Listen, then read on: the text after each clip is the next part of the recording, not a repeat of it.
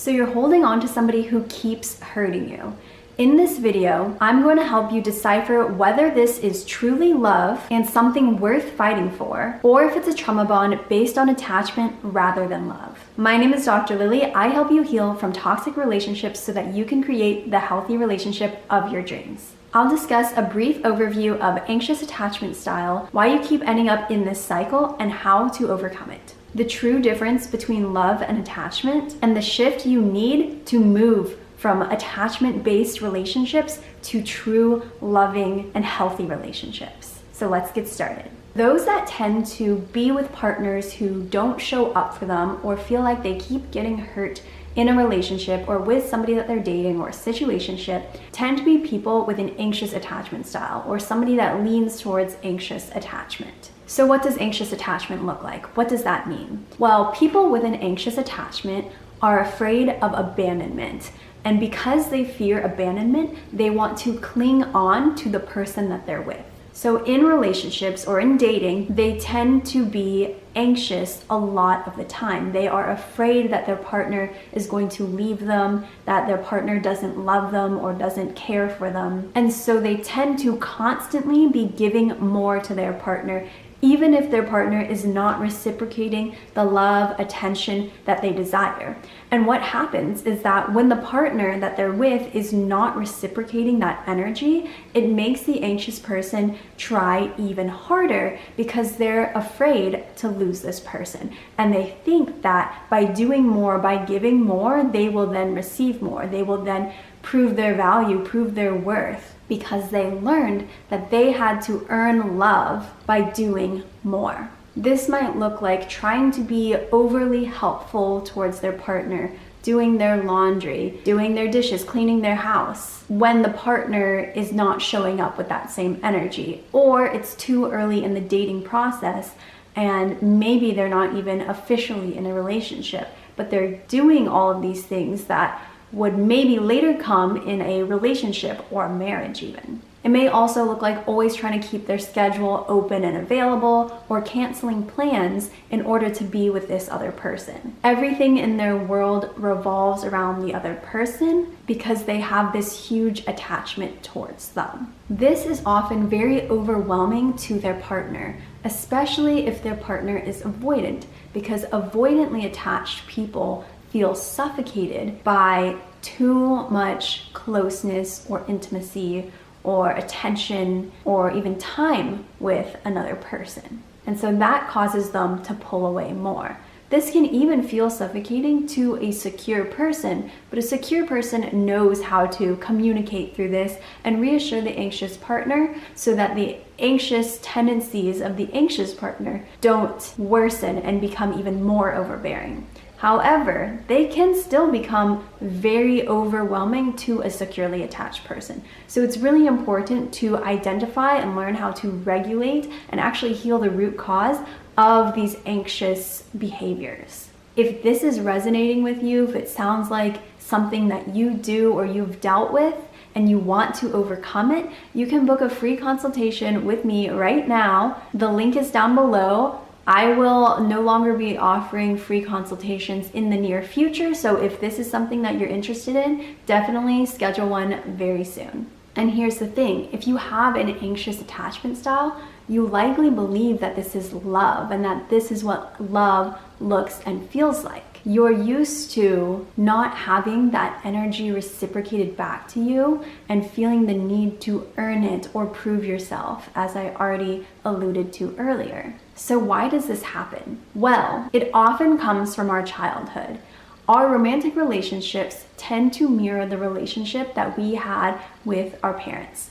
And our relationship with our parents could be different depending on one parent or another, or if you grew up with only one parent. It tends to be the parent who you had a more difficult relationship with because you wanted this loving, kind attachment to them, but that wasn't provided for you. And so you started to create beliefs about yourself, about love, about the world that has shaped the way that you show up in the world and show up in your romantic relationships. And you are trying to get the love that you never had as a child. It's possible this was also learned behavior from watching your parents' dynamics.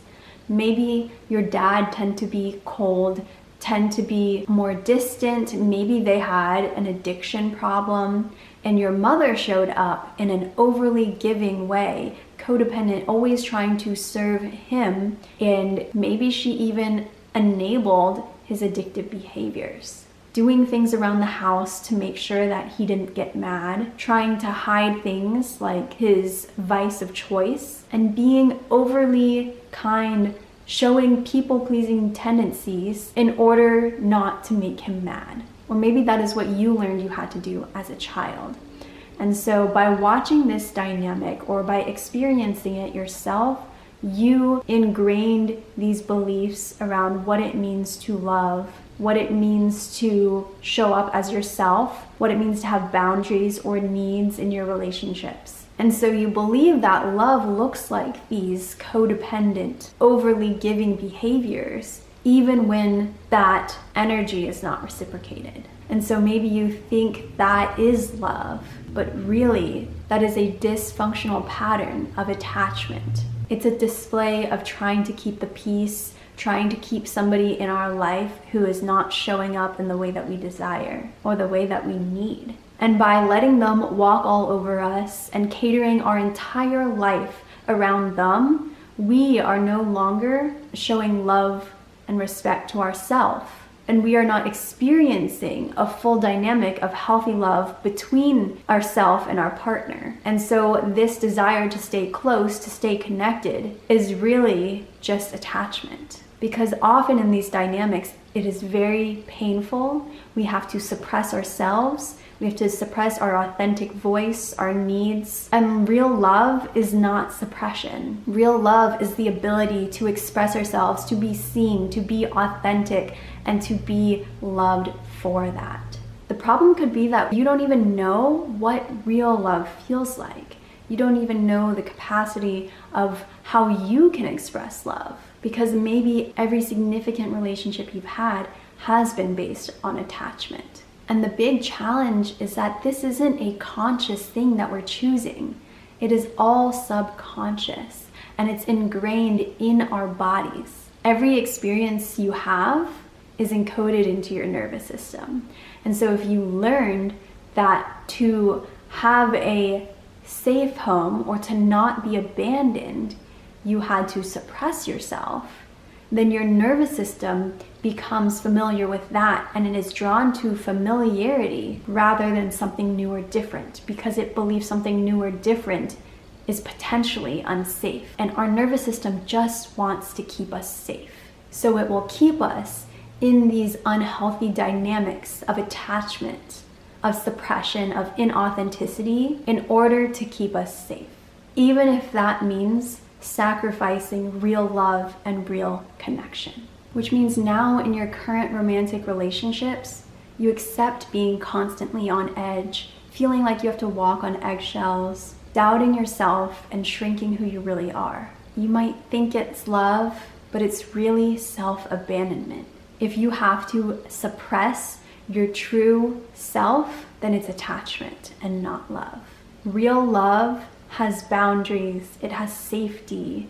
It provides a space for you to speak up about what you need, what you desire, how you feel. It feels peaceful, it feels calm. There aren't huge highs and huge lows. You never feel threatened in terms of your safety or fear that they're just going to leave you, because this person, when you create real healthy love, they are consistent. They show up for you. Maybe you think, I am showing up for them. I'm doing things to show my love. I'm creating a safe space for them. That is love. I am showing love. But what you aren't showing is love to yourself. If you have to suppress all of your needs and hold back your voice for you to stay together in this relationship. A healthy, loving relationship requires reciprocity. There must be space for both of you. You don't need to shrink yourself down. If your relationship is feeling painful, if it's feeling suffocating, if you feel like you can't show up for you, it is a mirror to the inner work that needs to be done. So if you want real love, a shift has to happen. Because real love doesn't require proving. It meets you with consistency, safety, and care. And it is possible for you to experience this healthy, loving, reciprocal energy. The minute you stop chasing them and putting them first and start choosing you is when everything changes. And I know it sounds easier than it actually is. But the process is simple and it is possible. It's even possible to have that with the person you're with right now if they're willing to look at themselves in a mirror, if they're willing to do the work with you. But you also need to know that you can't force anybody to change. And if they're not ready to be on that journey, then it's one that you have to travel solo. Letting go isn't losing love, it's reclaiming it. And it is reclaiming yourself. And if you truly want to, you can do this work while in a relationship, while with this person. And oftentimes when we change our inner world, our external changes too, which means as you show up more for yourself, they could even start showing up more for you.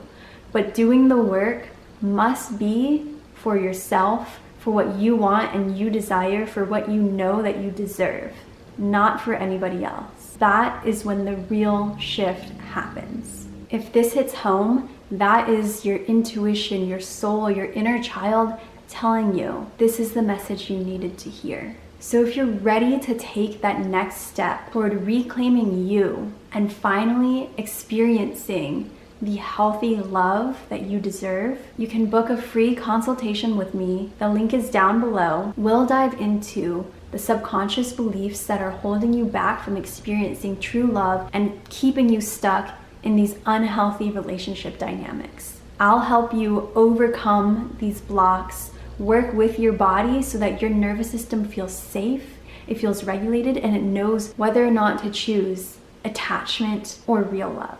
And in that process, you will rediscover your most authentic and confident self. So make sure to schedule your free consultation today. That offering will be going away soon, so I don't want you to miss out. I truly believe in you. You deserve real love.